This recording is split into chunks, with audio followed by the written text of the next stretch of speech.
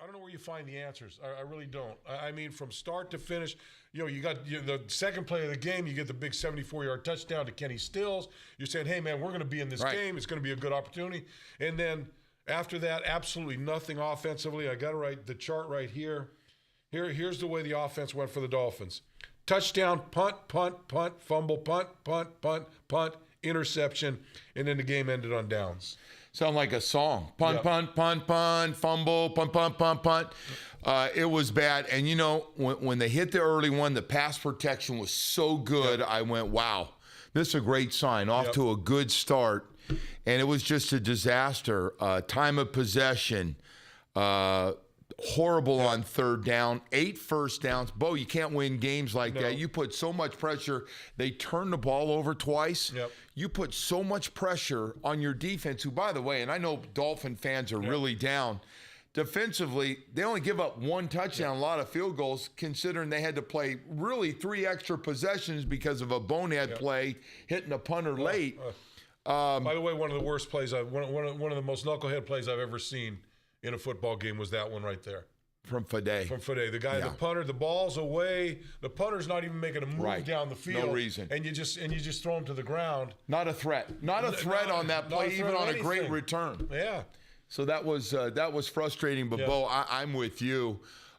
This thing with third down, if you're going to have drives, what was it? 2-11, 2 of 11 on third downs. 2 of 11.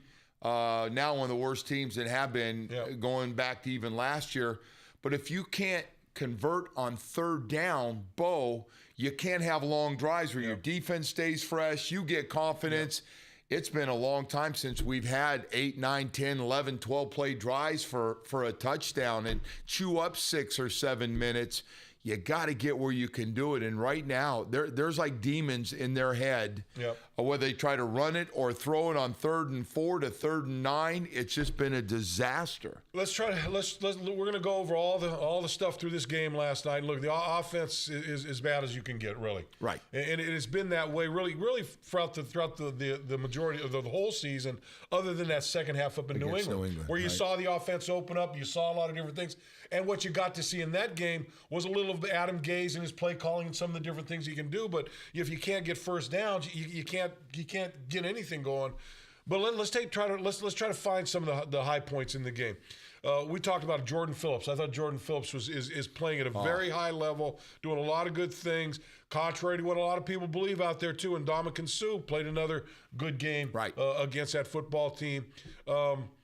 Offensively, other guys, I think we talk about Jay Ajayi. Best game by far. Saw some bright spots from Jay Ajayi. You always get a good effort from Jarvis Landry. Always solid. Laramie Tunsil. Moving him out to left. I watched him a lot during the game, and he looked a lot more at home at that left tackle position because he's played that so much. Smaller guys, and he's quick. He can play with all those guys, 260, 270-pound guys. No doubt. So some good things there, but for the most part, it was an offense where you just kind of said, what the heck is going on with this football team? Look, we're as frustrated. I know the coaches are frustrated. The players are as frustrated as the fans out there, but somehow, some way, they've got to turn this thing around. You're listening to the Audible on Twitter. You can also catch us a little later on Miami Dolphins Facebook page or MiamiDolphins.com. You can send your questions in via Twitter. We'll answer your questions as we go through the program. And Joe, I'm sure you answered a ton of questions this morning on your show. Let's flip to the defensive side and talk about some good things here. And there may be a little controversial concern there, but quite frankly, I don't know how to say this without sounding like an idiot, but I wasn't pleased, but I was satisfied with the cornerback play. I thought Tony Lippett had trouble against A.J. Green, no doubt about it. This is a guy getting his first start, but at least he challenged. He fought out there, knocked some balls down, made some plays, did some decent things, got beat a couple times, no doubt about it, by A.J. Green. A lot of guys get beat by A.J. Green. But at least he competed, and I just don't feel like Byron Maxwell in the first 3 games were competing at that type of level, and that's the reason he was sitting on the sideline last night. Well, and Lippett's got upside. Yes. We're seeing the best of Maxwell, who's struggling tackling and was struggling covering people. Let's throw Xavier Howard out of this conversation. Yep. He is going to be the real deal. This guy, he's already their best cover guy. No doubt. He had a 50-yard play where he goes up And again, A.J. Green goes over the top of him, catches the ball. That's not getting burned. That's a great play by a wide receiver. And he's not. I'm not saying he's getting pushed off, but he was held off to give him a time to go up. So that's have that kind of coverage. That was you a can veteran live. play. That was a tight coverage. The guy just made a play. A great receiver made a great play on that ball. All right, let's go back to Lippett because that's the one that's going to pop up. Everybody's talking about along with Ryan Tannehill, A.J. Green, and how do you do it? Would I have liked to seen him double team more early in the game? Yes, I would. I definitely would. They didn't do it. I think they made a mistake. But I'm with you, Bo. If we're going to be like this, play those young guys, get them experience, let Lippett get out there and play. He's only going to get better the more he sees all the different routes and everything else. I'd rather go with those guys and young guys and Bobby McCain in there, and let's play those guys and see how we do. You know, that's the one thing that the coach talked about after the game. He talked about getting guys in the field that want to play. And those young guys, they're hungry. They want to get out there and show what they can do and get better. And you only get better by going out and making plays. You only get better by going out and making plays, and you go out by not making plays. You learn from those and you move on. So let's move to the next subject, Ryan Tannehill. Right. Talked to Ryan Tannehill after the game on the CBS postgame show, and Ryan knows he didn't play a good game. Did some decent things out there, but there were some other things that he did. And most, to me, Joe, the thing to me that's most disconcerting, and it's been like this for a long time with Ryan Tannehill. I just feel like he holds the ball sometimes just a nick or two too long. Pocket awareness. He just, and he talked about it last night. Adam Gase after the game said, Ryan Tannehill had a chance at one point to step up in the pocket, make a play down the field, didn't step up, end up getting the strip sack. I don't know if that was a strip sack play, but end up getting sacked on the play. And Ryan said the same thing. Yeah, look, I looked at when I looked at the picture afterwards, there was room for me to step up in the pocket. I didn't do it. That's on me. So Ryan knows that he had some shortcomings, certainly in that game last night, and pocket awareness going through the first 4 games this season. Gives you any concern about Ryan moving forward, Joe? Yeah, I need to see a lot more, and there's got to be urgency because we got to find out if Ryan Tannehill, what he can do. Yeah. I feel like they want to stick with him all year if they can, unless he's a disaster, and I don't think that's going to happen. He works too hard. He's too athletic, I think. But he's got to get better. Adam Gase has got a track record of having a great record with quarterbacks, old quarterbacks, young quarterbacks. He's done real well. He wants to see improvement. I'm sure today Adam Gase and Ryan Tannehill will have a lot of conversation about some things. But, Bo, his athletic ability, he got to be able to step up. We saw the wrong guy making all. Dalton steps up, makes throws. He saw the pressure coming over the top, stepped up, threw the ball. He got outside the pocket, bought extra time to throw it up for his number one receiver to go get a football. Those are some things. You're not going to sit in a perfect pocket, Bo. Like he did on that opening touchdown to Kenny Stills. That's just not going to happen. So you have to create some space. You got to get a feel for how long you can hold on the ball when you got guys behind you who got long arms and can strip you. That's what they're all taught to do, Bo. It's your old position. And so it's just got to get better because right now he got a lot of people, going to be a lot of articles coming out, a lot of people down on Ryan Tannehill. The numbers, whatever you thought they were before, I got a taste of it this morning. He is the number one target right now. In for a long week, no doubt about it. Let's go ahead and get some of these questions here. Jermaine McMinnis basically says the same thing. Ryan Tannehill doesn't have pocket presence. Look at what Carson Wentz is doing. Look, Carson Wentz is on another football team. These other guys, you got Ryan Tannehill. That's your quarterback. That's the guy you're going to win or lose with this football season. I don't know why everyone gets caught up in these other guys. Yeah, Carson Wentz starting, looking pretty good. He's had 3 games. Give him a season and see how things go up there before you canonize this guy as the next great quarterback out there. Done a good job, but look, that's not my concern. My concern, at least my concern, is with this football team. Not a guy that's on another team. And you can dream about some guy on another football team, but why? We're never going to get him. He's on another football team, so what's the point? Yeah. But Bo, I think everyone agrees with. I think everybody at this point agrees with Ryan Tannehill. You'd like to see better pocket presence from him, no doubt. And I'll just say this to everybody out there because we do have a lot of people. Hey, I just want Ryan Tannehill.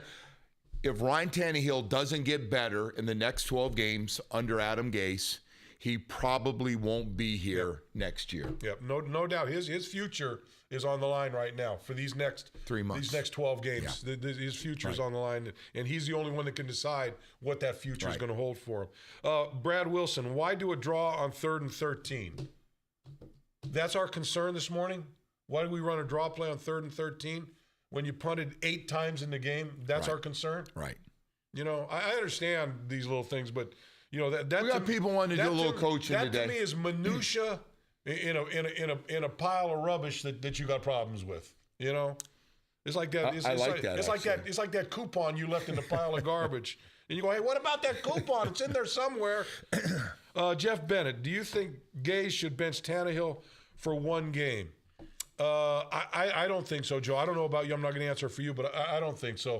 Yeah, like I said before, if he's healthy, your best opportunity is with Ryan Tannehill. Everybody likes Matt Moore, but there's a reason Ryan Tannehill's number 1 and Matt Moore's number 2. If you bench Ryan Tannehill, and it's fair, I understand. I got a bunch of it this morning. If you bench Ryan Tannehill, that's it. He's checked out. You're done. Because they knew this was going to be a process to get him up and get him what Adam Gase wants him to do. And if he can't get it, they're going to stick with him. There's no way they're going to give up on him after 4 games. And the only way I expect we're going to see Matt Moore's with an injury, especially over the next month or 2, I'd be shocked. Ryan Tannehill is going to be the guy, his upside. Adam Gase still believes he can get a lot more out of him.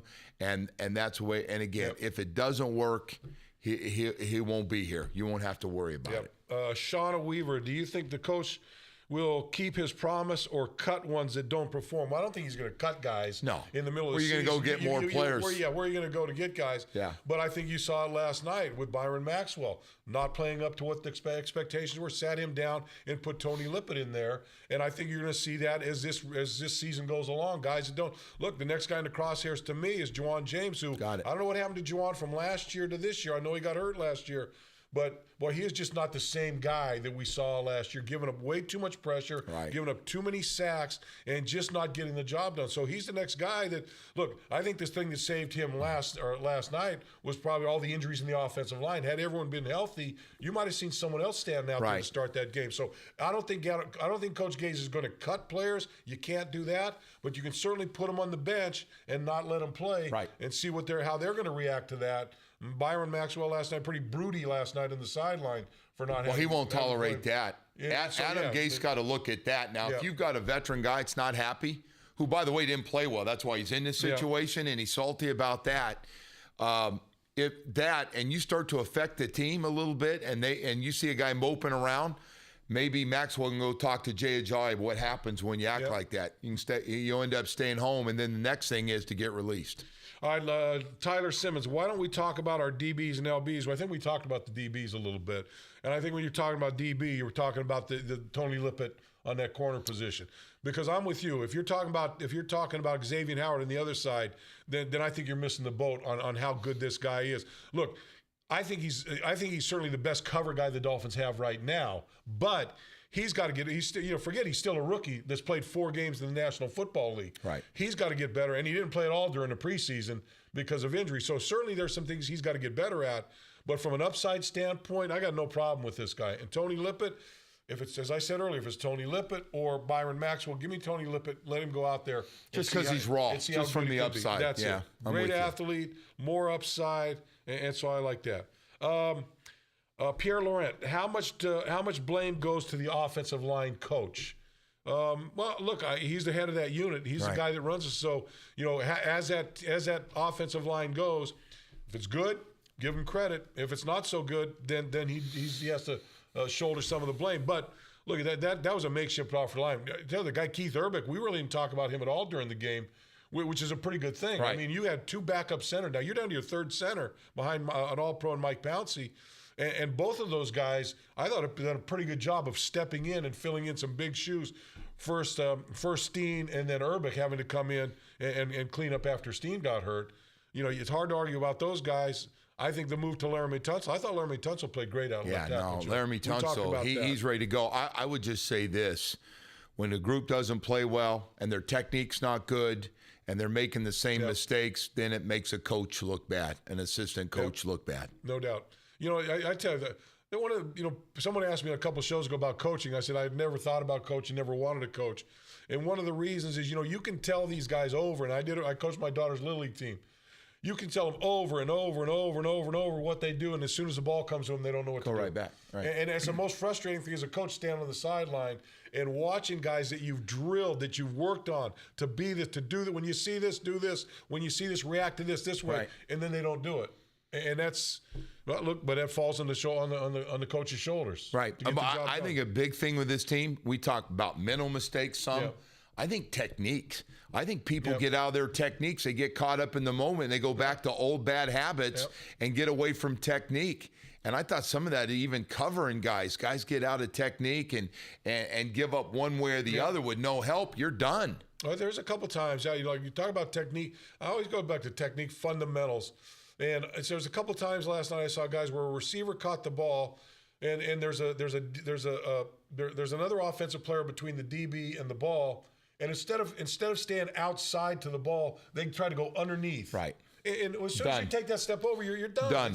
And that's basic football. Right. That's basic understanding of how to play the game. And I see it both in the secondary, and I also see it on the defensive front, where guys kind of try to sneak in underneath the guy. And that, to me, Joe, is always a kiss of death on defense. Anytime you try to make a play and you get out of whatever your assignment is and you open up or you think you can make a play by getting creative, it opens up some big holes, Bo. Yep. It really does. It does. Got some holes here on the Audible, and just because Kim Bokamper and Joe Rose are sitting there, we're kind of empty seats right now. It was a long game, long night traveling back, but here we are. You're watching the Audible. You're watching us on Twitter. You can catch us later on Facebook.com, Miami Dolphins Facebook page. You can also catch us later on MiamiDolphins.com. You can continue to send your questions in via Twitter. We'll answer those questions as we go along. Ben Cumberbatch, what happened to Juwan James this year? We just touched on that a little bit, and I wish I could tell you, Joe, because when I looked at Juwan James, last year, since he's been here for me, when he's played at that right tackle position, I don't even concern myself with it. Because he's a very solid, very consistent type of player. All of a sudden this year, he's just a different guy. He's getting pushed back too much. He got pushed right into the quarterback. He's getting pushed into the quarterback. Strip sacked the week before, was part of the strip sack this week. His guy came around the corner, knocked the ball out of Ryan's hand. So I can't tell you what's going on in his mind and in his heart for this guy. But he's not the same guy that we saw last year before he got hurt. As you know, Bo, when you start giving up some, you get benched, Yep. you start to worry about a guy's confidence second-guessing a little yourself, bit. And if he's getting like that right now and he gets to that point, then we got a big problem, because I think right now he's going to be your right tackle. Yep. And if not, then probably Billy Turner will be the next guy up Look, over there. the one thing you know about Juwan James, having watched him since he's been here, he can play the position. He can play the position well. He's just got to find it in himself to get back to that spot, And the other thing with him, just watch him. He's a mature guy when he got here out of Tennessee. And when he has bad plays or he gets beat, he's always been a guy in the past that didn't let him affect it. Yeah. He'd let it go and move on and be just fine. All right, Jason Stavros, how is Dax, Wentz, and Simeon, what's Simeon, right? Simeon. Dax, Wentz, and Simeon playing so much better. I think it's better than Tannehill. Yeah, I think you got to look. No quarterback is a product of just himself solely. It's the guys around him. I'll give you a good example. The interception last night towards the end of the game, threw the ball. I thought Leonte Crew ran the wrong route. Had some conversations after the game. There were two other guys that ran the wrong route. Everyone's talking about Ryan Tannehill. Well, he should throw the ball to where the receivers are going to be, not wait for him to get open. That's exactly what he did in that play. Oh, by the way, the receiver didn't show up because he ran the wrong route. Ran the wrong pattern. So I know a lot of people look at Ryan and go, and guy said the same thing. I go, geez, He hit the guy right that was a between the horrible numbers. pass. Yeah. And then I look at and I see Carew. I go, Carew must have run a bad route. And then when I did a little research afterwards, someone ran a bad route, but it wasn't Carew. So how do you blame that? So I don't know. I'm not. This whole, that guy and that team, I said it before. I'm not worried about those guys. They're not on your team right now. They're not going to be in your team next week. They're not going to be your team 3 weeks from now. So what's the point? Well, and boy, I tell you, because everybody's talking about the new hot quarterbacks that are out there right now, but they're not playing for your team. And I promise you, if Ryan Tannehill, if Adam Gase doesn't think he's the guy, Right. and he's not going to make that decision after 4 weeks, but if he thinks down the road he's not the guy, he won't be here. Yeah. The other thing, Joe, and look, this is doing nothing to make excuses for the way this football team's playing, especially offensively. But I think everybody looked at this 4-game stretch to start the season and said, you know what? At best, they're going to be 1-3, maybe 2-2. And where are we at right now? Right there. We're 1-3, just what everybody expected. And I understand the panic. I understand the whole situation. This offense weeks. Look, I expected a lot. You expected a lot. Adam Gase expected a lot. Ryan, everybody expected a lot out of this offense under Adam Gase. And obviously, from what we've seen so far, Joe, it's just going to take time to get to where that wants to be. I think the coach, Adam Gase, has been frustrated from Cleveland, even though they won, and even maybe more so last night. You look at those numbers offensively that we've been talking about on third down and time of possession and all the 3 and outs and 8 first downs. I mean, those numbers just they spell out loser, man. 7 punts, Joe. 7 punts, and you got nothing going after the touchdown at all. Well, that was a surprise. My goodness, man. And I think you got 3 really good wide receivers. I'm going to stand by, and I know their question too. I can win with those 3 guys lining up and playing all day. Yep, no doubt. Lee Barrows, if we traded Tannehill, who would take him? Let me ask you the other question. If we traded Tannehill, who would be our quarterback then? Well, I heard it all morning. I'm sure you did. Yeah. Matt Moore. Everybody's like, hey, let's put Matt Moore out there and put Tannehill on the bench. I just say this. If you give up on Ryan Tannehill, which I know a lot of you have, but if the coach does, he's done. I think he checks out, kills his credibility, kills he's built up, whatever you did. He's got, whatever feel he's got. It's gone. And he got to play a lot better now. Nobody's arguing. He has got to play better. I don't think there's anybody in this organization that's arguing that Ryan Tannehill has to play better. But I would also say this. I don't think there's anybody in this organization that believes that the dilemma that this offense is in right now is solely because of Ryan Tannehill. Right. No, it's everybody. And then Adam Gase talked about it after the game. He says, I said, what do you do? What do you do to get this offense going? He says the frustrating part is it's a different guy every single play, or a difference. Guy misses assignment. Guy misses a block. Guy doesn't run his route the right way. The ball's not thrown properly. It's always something different each and every time, which if you're a coach makes it extremely difficult to try to resolve that situation. Bo, and it's all part of learning how to win and getting a culture of believing you got a chance to win and going out and winning on the road. And this team, and this goes back, there's a lot of guys that just haven't been in winning culture in the NFL, and they have no clue how to win football games. Yeah, and that has a lot to do with it. A football team that can't figure. And to me, the great example was Seattle. You get in the fourth quarter, you drive the ball down the field, get the lead, you take the lead. You got 4 minutes to go. You have to make one play in that game. And I think everybody in that stadium knew that Seattle was going to take the ball down the field and score because they win football games. Right. And the Dolphins are the team that always did, historically over the past decade or so, have done what they did, allowed the team to go down and win the game. They have to learn how to win football games in critical situations, and we're not there yet. Right. I think they almost go, oh, no, here we go again. Oh, no, here we go again. Too much time. Russell Wilson. And sure enough, marches right down the field for another comeback. Yep. Mike Avendato, what position do you think we pick in next year's draft? I'm not even going to get there. I'm not even get there right now. By the way, we're 4 weeks. By the way, I get that. We're 4 games into the season, bro. Come on, man. 4 games into the season. You're talking about the draft. When does the combine start anyway?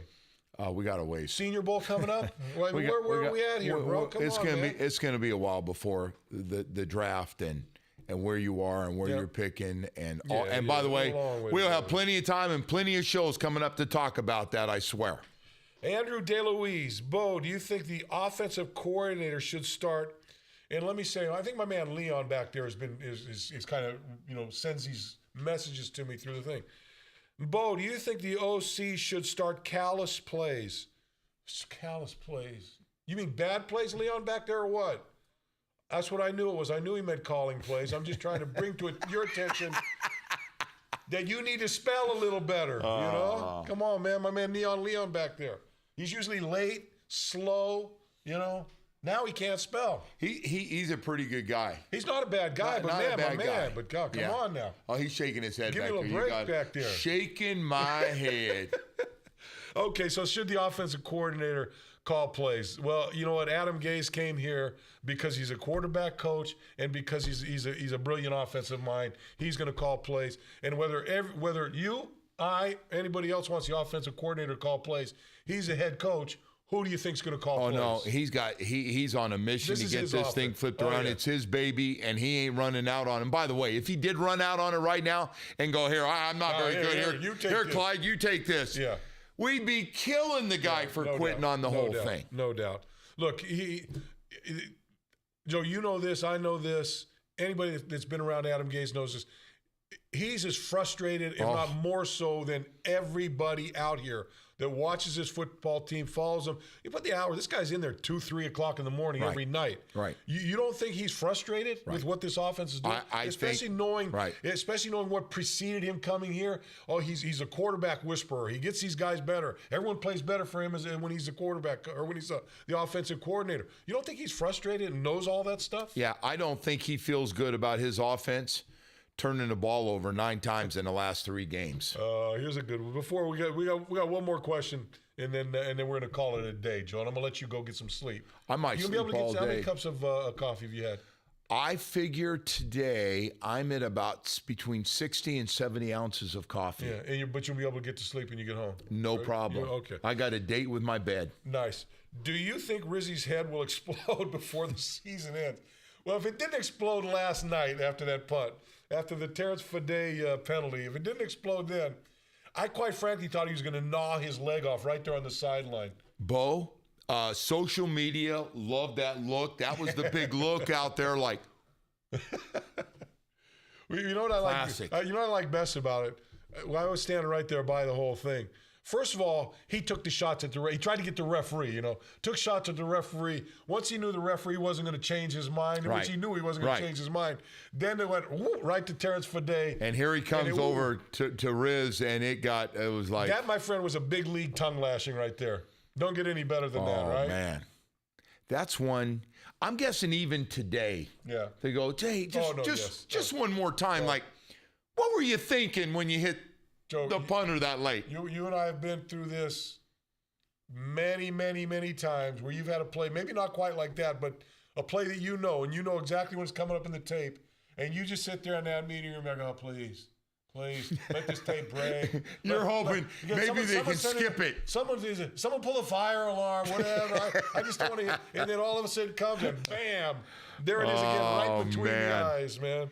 The lights go on, stops, stands up, and looks at you in front of the whole team. I feel bad for the kid, but hey, look, you make your bed, now you sleep. And by the way, Joe, your bed's made. Time for you to go to sleep. So we're going to say goodbye here on the Audible. Kim Bokamper, Joe Rose. Catch us again on Monday. Have a good weekend. We'll see you then.